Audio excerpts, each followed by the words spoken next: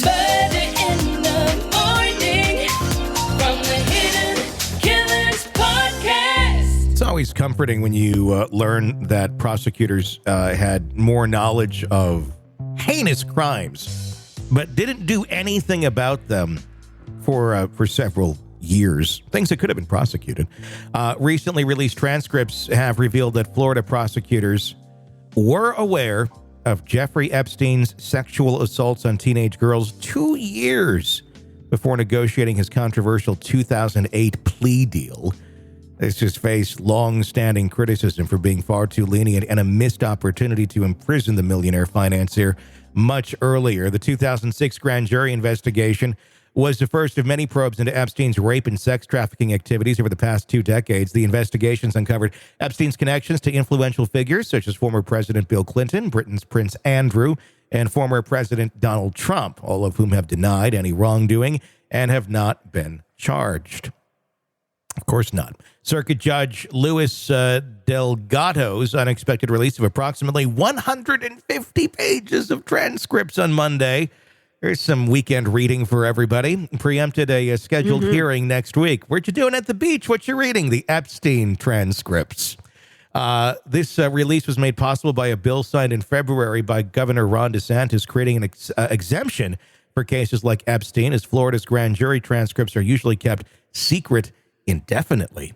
The grand jury heard testimonies that Epstein, then in his 40s, raped teenage girls as young as 14 at his Palm Beach mansion, often paying them to commit statutory rape or assault. The teenagers testified that they were also paid cash or rented cars if they found more girls for Epstein. The details in the record will be outrageous to decent people, Delgado wrote in his order. The testimony taken by the grand jury concerns activity ranging from grossly unacceptable to rape. All of the conduct at issue is sexually deviant, disgusting, and criminal. Is this going to result in maybe some other folks facing some sort of charge here? I'm talking more so in the law enforcement system, where we had knowledge of these sort of things and chose not to do anything. That needs to have a little closer look at. I would hope so, because this is blatant disregard for the law. We're seeing a lot of that in today's world. The rule of law, I should say. For certain people, yeah. For certain people, if you've got money, and this case shows you to what extent you can go to. I mean, look at Diddy. Yeah. You know, this Diddy hasn't come to a culmination yet, but he's accused of a lot of things. He's still walking free at the time of this recording. So, you know, if he were just anybody on the street who maybe didn't have money and did some things, they'd be in jail. So things are different. People with money are dealt with differently. And there are several systems of justice. If you've got money, you can get away with everything. What's so disturbing? Everything. Yeah. What makes it just so disturbing is like the lack of charges. And even when he was charged in 2008, it was a bullshit. And we'll talk about that in a moment. And then he was able just to continue to offend. It's like did anyone really think it's like, oh, he'll stop now? It seems that, you know, again, I think there was too many powerful people involved in this, where I think a lot of people wanted their begin quote party end quote to end. And I'm not saying that in any sort of positive way, but they sure seemed like they, you know, enjoyed the horrible shit they were doing. In 2008, Epstein struck a deal with the South Florida prosecutors, pleading guilty to state charges of procuring a minor for prostitution and solicitation of prostitution. This allowed him to serve severe federal charges. Severe. A 1.5-year sentence at the Palm Beach County jail system. During which he was allowed. I know people who have done more time for possessing marijuana. Yeah, exactly. And they weren't selling it. They just possessed it. They were going to smoke it themselves. They weren't going to sell it. It was their stash. They did more time. Oh, and by the way, he was allowed daily work release, followed by a year of house arrest, so he could stay at home and fuck kids. Epstein was also required to register as a sex offender. The lenient deal drew a lot of widespread criticism, and that led to the 2019 resignation of Trump's labor secretary, Alex Acosta, who had been the U.S. attorney for South Florida in 2008. A subsequent 2020 Justice Department investigation concluded that Acosta exhibited poor judgment, but did not commit professional misconduct. I like to see a little look into what Acosta's reasoning was on some of those things, or I don't know, how connected was Acosta to Mr. Epstein? Good question. Because that was really a bullshit thing in 08. Barry Kersher, the chief prosecutor during the Epstein case, has not commented on the transcripts released. Current Palm Beach County State Attorney Dave Ehrenberg, who was not involved in the original investigation, expressed relief that the records are now public. I have yet to read the transcripts, so I cannot comment on whether Kirshner should have pursued a tougher prosecution of Epstein. Ehrenberg stated. Brad Edwards, an attorney representing many of Epstein's victims, criticized the handling of the case. The transcripts show that Kirshner's office took the case to the grand jury with an agenda to return minimal, if any, criminal charges against Jeffrey Epstein. Edwards asserted a fraction of the evidence was presented in a misleading way, and the office portrayed the victims as criminals. The released transcripts detailed how Palm Beach... go ahead. Yeah. We know why, because there were so many famous people tied to this. This wasn't just some guy. This wasn't like a Rex Heuermann who is picking up people that wouldn't be missed. It didn't have to do with the victims at all. It had to do with the people involved and how much shit would have rained down on them had this gotten out.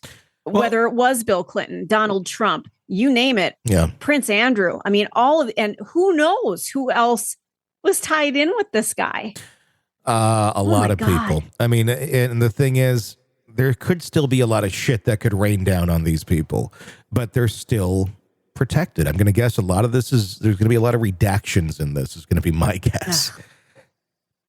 The released transcripts detail how Palm Beach police detective Joe Riccieri testified in July of 06 about the investigation's origins. It began in March 05 when a woman reported that her stepdaughter had received $300 in exchange for sexual activity with a man in Palm Beach. Further investigation revealed multiple teenagers, some as young as 14, were approached and paid to engage in illicit activities at Epstein's mansion. Yet our lovely United States government said, One victim who visited Epstein's house hundreds of times, starting at age 16, testified that she was paid $200 each time she gave him a massage while naked, received a rented car, and was given $1,000 after being raped. The 2005 police search of Epstein's mansion corroborated the girl's testimonies, and Epstein's houseman confirmed the young ages of the visitors. I feel like other people should be prosecuted here too, including the houseman. Anybody who knew this shit was going on and just stood silent and just went, well, I'm getting paid here. And I get, people have their own lives. People have, reasons why they want to continue getting paid. But if you're standing by and letting someone rape children just so you can continue to get paid, that's pretty pathetic. You're not a good human being then. And your excuse really kind of sucks. People lose jobs for far less for trying to expose bad behavior. And this would be a pretty big one to expose. Sorry, I'm over here laughing. Been there, done that. Yeah, exactly. It's disgusting. As somebody who, I'm not going to go into a lot of detail. My NDA is expired. But I tried to do the right thing. Yeah. And I'm no longer working in an industry that I poured my heart and soul into. So, things happen. I still think you need to do the right thing. It's exactly what you're talking about. If you're seeing something horrific, you need to call attention to it and try to right the ship. And if you can't right the ship, run like your hair is on fire. Run away. Mm-hmm. Well, I mean, when there's something really shitty and horrible going on, where somebody's trying to abuse their power with subordinates and such, yes, it's part of your job to report that. Not that you can go to your boss, because your boss is Jeffrey Epstein in this case, but there's plenty of places you could go And I know the argument's like, well, who's going to believe he's got power here? And maybe that's right, but at least you knew you did the right thing and you found another fucking job. How do you keep working in that environment going, well, even if I do, it's not going to go anywhere. Great. But are you proud of yourself working for someone who's doing this sort of shit? Like, that is okay. Can you sleep at night? Can you sleep? Yeah. I mean, fuck. This could have been escalated to the FBI. So maybe you can't go to Jeffrey Epstein and go, what you're doing is wrong. No. But you could take it to the FBI. You could take it to the police. There's so many child protection services. I mean, there's so many places you could have taken this to protect these poor women. Mm-hmm. These poor girls, these girls. Yeah. Oh my God. Now, shame on all of you people involved in this now, for just going, you know what? I've got a paycheck. I cash it. At the end of the day, what Jeffrey did is what he did. Okay. Not okay.